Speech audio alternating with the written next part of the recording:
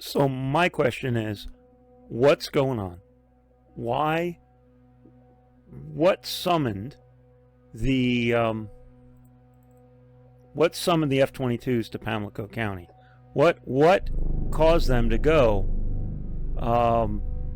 at an incredible amount of speed? In fact, when they approached, they were approaching. I want to say they probably booked out this direction when they came over the shop. And I want to say they were kind of in a bank, so maybe they probably turned out over the river. I'll have to get up with some of the guys on Facebook and see what they were seeing. But why I want to say on a Wednesday, or it was a Thursday, why on no particular Thursday was an AWACS plane and a pair of F-22s summoned to Pamlico County, Pamlico Sound, Neuse River? If anybody out there knows, I would love to know. Right now, I'm going to go with I caught what they were looking for. Okay, guys, so this is absolutely crazy. And as you know, I put up a video of my UFO encounter when I went up to fly in my gyro. Now, I've seen many things, and I try not to draw attention to our area because we are in military airspace. And I did see AWACS plane, one of these E-3B Sentries. So I'm just clicking on this link here, and it says it flew a 1,300-mile mission from Oklahoma to Pamlico Sound, North Carolina on March 13th, circling the area twice before returning, sparking speculation about its purpose. Pamlico Sound is known for decades of UFO sightings, including glowing orbs, pulsating lights. Now, I will say this, the military is always training out in the bombing ranges, the BT-9 and the BT-11, and you kind of get a feel, you kind of understand what's going on, and there's flares and parachutes, and usually we hear the news like a month before things get loud somewhere else in the world. Again, I've been here like 30 years, and it's not a really big deal. But apparently, and I didn't see this, but this is pretty freaking wild. I am right in the approach path to Cherry Point Approach, and I remember seeing the AWACS. I remember hearing it when it came over. And so this is pretty wild. Unironically, so this video that I have on my GoPro that I put up, actually has a tugboat in it and a sailboat. Let me just look here. This is the 13th. But this is wild that this is actually, I'm going to be in so much trouble when they find my video, because I actually have a video of this stuff going on. Now, I will say this, that the human eye can pick up detail. But see, I wouldn't even say we're a hot spot here. Like, there's stuff going on all the time. And I'm not going to sit here and cry wolf all the time. But I'm telling you, that flight I took, and I would have to check with it and see the exact date and the exact time. That is wild. There was some anomalies. So there's the tugboat there, and there's something else here too in the video that's been looking at. And while I do have the screen capture software going, there is a weird dark patch here that's caught my eye because I've been slowly adding, I don't want to say effects. I've been slowing the footage down, and I've been trying to zoom in or steady. I've done a horrible job, but I've put together a bunch of photos or a bunch of clips where I'm trying to like slow down and zoom in on this. And in the process, like there's this really dark stamp up here, and it has a very weird graphic in it. And the closest thing I can suggest, like what makes sense to me, it looks like a person, like in garb, like a cloak, holding like a staff. It's really kind of hard to see, but it caught my eye, and I did try to zoom in at one point with the footage. The other thing about the anomaly is that, I don't know if you can see it here, but it almost looks like it has a tail. and almost like a fin. And again, like I do pay attention to all the UFO stuff and whatnot, and I'm kind of running out of steam at this point. Like literally, I was coming back from a road trip, and I was hearing more about all the pundits that are the UFO this and that, and I'm just like, you know what, leave me alone. Either let him out, let us meet ET, or just leave us the F alone already. And I'm just running out of patience. And of course, I say this, and like Hitchhiker's Guide to the Galaxy, a little wormhole opens up, and they go, oh, we got to go to Pamlico County. Now here's the scary part. Here's this anomaly here. This is Adams Creek. Now, I've traveled down with the gyro down to Smithfield at Morehead City. And my field is up here, over here on the right, on this side of the river. And I have seen up close an anomaly that was causing a huge shadow in a cloud one summer day. Similar cranky weather, big thunderheads. Probably shouldn't have been flying, but it was like blue sky and these big towering, and I caught something. And I have a photo of it. I put it up on my Facebook. And it did say, I forget the caption, but it's like, do you see it? And it was just like, a cloud that was kind of translucent, but it was making a big shadow like in the middle of it. And this is broad daylight. But this thing here, depending on the light, I haven't added any contrast. I haven't added anything to it, but it is wild. Now, of course, I'm doing a terrible job trying to zoom in. This, I think, is the second version using whatever codec I was using. But like, I'm trying to zoom in, and like, you can see it's just weird. It looks like this black patch here and whatnot, but then there's this. Now, as I'm zoomed in right now, but as I zoom out, and I'm going to probably try to do some show and tell, but here's a sailboat, and here's this big barge. And I'm sure these guys see as much crazy stuff as we do because they're traveling between the state port down in Morehead City, and they're going up to the phosphate company, Texas Gulf, PCS Phosphate, up in Aurora. So they're coming up the river all the time. And these guys, I'm sure, my neighbor Gary, one year was telling me a story, but, there's so much different, so many different weather phenomena and whatnot.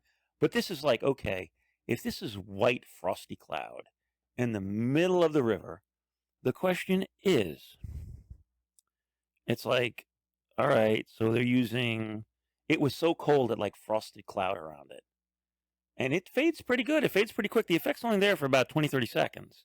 And then what's interesting is that this whole cloud, this whole front or whatever that was coming through, you could see like it kind of like devolved into other clouds. And from my view, and again, it's my eyewitness, like they came out of the clouds here and kind of moved forward. And they were like all hanging out. And I was like, whoa. And of course, I'm trying to make it back to my airfield because I know this is now moving north. Originally, it moved south and moved towards the ocean. And then for whatever reason, Mother Nature kicked in and then it started moving north again. And I was like, first flight of the season, probably shouldn't be up. It's still, crazy weather changing. It was VFR when I went up and it was good. But of course, welcome to Pamlico County. This is, I believe, the second dangerous body of water next to the Florida Keys. And I was given many warnings. It's a shallow body of water, the Neuse River here. It's only about 20, 25 feet deep at the best. We have wind tides and we have no, ocean tides or anything. There's some water that comes in through Adams Creek and the Outer Banks and whatnot. But this is the crazy stuff here.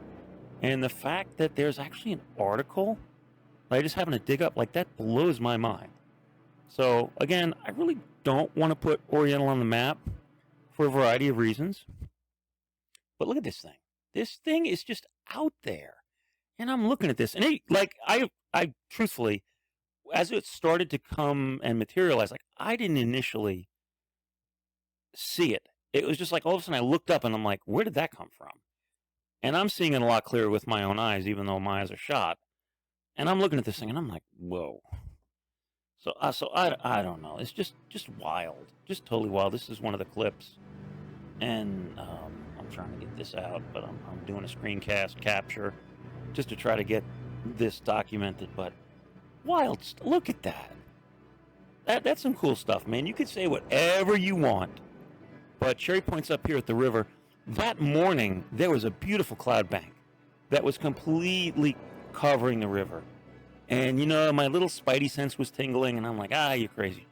You're just crazy, Jonathan. You just got stuff going on in your head, and you're just nuts. Of course, by the time I got my cameras loaded and everything and went back up a second time, that's when the fog moved out, and then I did the big loop, and then there we are here. Look at this. Look at this. But now I'm looking up here. I'm actually zooming in over here, and I don't know, for whatever contrast. But it was just weird and out of place, man. It was just so weird and out of place. So I don't know, but I remember when the Sentry came in with the big AWACS tower on it. So I'm gonna have to tap some of my my contacts and just see. But that is wild. And so, you know, we do have ADS-B. I'm going to pull it up here. So here's the ADS-B. They got FlightAware and ADS-B Exchange. These guys load quicker and whatnot. I don't have any paid subscriptions to it. I probably should. But so here's the whole the view here, and of course they have ads, and it's so annoying. But this is, you know, Pamlico County right here. Here's Oriental. And so this is where I believe the UFO, UAP, I don't know, Bob Ross, Happy Little Cloud, whatever you want to call it. I want to say it was right about here. I want to say it was probably about 200 to 300 feet long. My goodness. Chick-fil-A, you're so rude. And so again, this is, you know, this is Adams Creek. We've got Cherry Point right over here. And of course, you know, this is the approach path. They're coming right over, usually Oriental. We got a pair of F-22s Buzz Oriental right over the top of the shop. And it was just like totally Top Gun. Tons of testosterone. It was amazing. And even the regular folks were like, oh my God, that was so crazy. But, you know, usually if they're training and their stuff, they just had some like Mirages fly in. It was wild. I don't know what they're doing, but that's a rare aircraft to come in here. But there's, you got BT-11, you got BT-9 out over here. All the fishermen know it's all marked off. They got like a bombing range and a little place in here where they bomb the shit out of stuff and whatnot. But, you know, it's actually a light traffic day right now. So like if you click on a helicopter, it'll give you what it is, or an aircraft, it'll tell you. So like, you know, it gives you the altitude and everything. And it'll tell you, it gives you the tail number and what it is.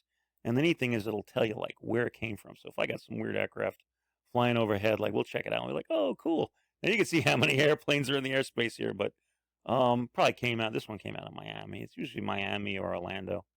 But there's so much stuff going on overhead. And it's kind of neat. Even if you're not a pilot, you just want to watch the flights and be an enthusiast and be involved in, you know, what's going on. But so I wanted to track the flight that they talk about in the article. And I got up with the administrator, Goa, on Skyglass. And every once in a while I'll watch Monkey Works. He's got a channel on YouTube, and he is like next level air traffic control guru who knows pretty much everything there is to know about all the electronic media at our fingertips. I think he's a military air traffic control guy. Probably retired, I believe. You know, I wonder, you know, I always wanted to ask him if the Mil Spec Ops monkey is the trunk monkey. Like, that would be funny. What do you think? Let's see if we have a... I don't know. Definitely suspect. Anyway, I got up with Goa, and he was nice enough to and provided me with a screenshot that shows how it came out of Oklahoma at the base there, and then came here. Now, this altitude apparently is not accurate. He showed me a second screen where it showed that they probably did several touch and goes. I remember watching the plane. I was either home for lunch or I forget what I was doing, but for whatever reason I found myself looking at this very noisy, loud AWACS plane, and at least that's what we used to call it back in the day, with the big radar dome on top. And it's kind of known as like the nuke plane. Like when they put them up, that's pretty important. And like a really amazing program. It actually shows 3D, whereas the ADS-B in flight aware are only 2D basically. But this actually shows the flight envelope as it took off, reached cruising altitude, and then did its thing. He could not find the flights for the F-22, or at least during our brief conversation and in the chat box on his website. Couldn't find it, but thank you, Goa, for providing this. So, in and of itself, my video and the E3B flight, this AWACS flight, are not a smoking gun. What is unusual, there's a third element here that has not been reported in the media, has not been picked up, and there's no ADS-B data that I'm aware of, because most of the time, and this has been going on since I want to say the Ukraine war started, they do not show accurate ADS-B data for fighter jets. And I was talking with Goa on this subject, and there's a few different reasons.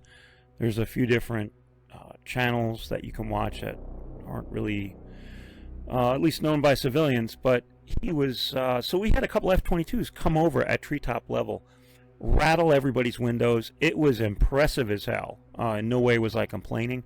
It was mentioned on a few of the Facebook Oriental NC sites.